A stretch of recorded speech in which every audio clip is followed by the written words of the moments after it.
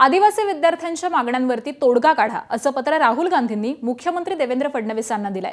मात्र आज या आदिवासी विद्यार्थ्यांच्या उपोषणाचा 13वा दिवस आहे। यातील 2 विद्यार्थी ससून रुग्णालयामध्ये उपचार घेत आहेत आणि तिघांची प्रकृती ढासळत चालली आहे। विद्यार्थ्यांचं शिष्टमंडळ काल मंत्रालयामध्ये आदिवासी मंत्र्यांच्या भेटीला गेलं होतं आणि त्यावेळी उपोषण मागे घ्या आणि देवेंद्र फडणवीस यांची भेट घडवून आणू असं आश्वासन विद्यार्थ्यांना दिलं। मात्र जोपर्यंत मागण्या पूर्ण होत नाहीत तोपर्यंत उपोषण सुरूच ठेवणार, यावरती विद्यार्थी ठाम आहेत।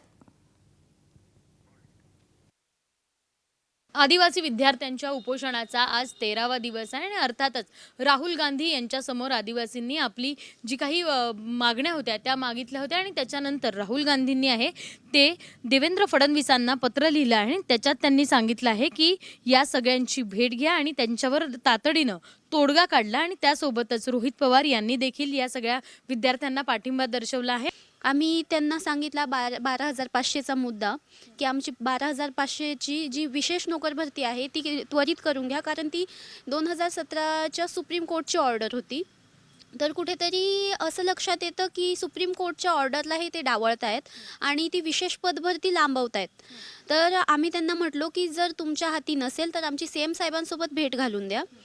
तर ते म्हणतायत की तुम्ही उपोषण मागे घ्या, आम्ही त्वरित तुम्हाला सीएम साहेबांसोबत चर्चेसाठी घेऊन जातो।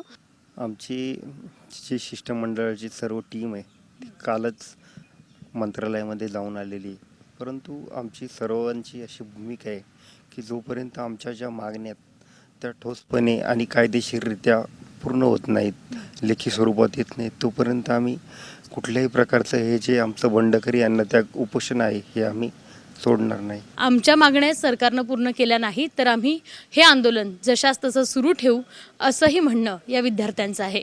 कॅमेरामन अमोल गवाळेसह शिवानी वांढरे, एबीपी माझा, पुणे। एबीपी माझा, उघडा डोळे बघा नीट।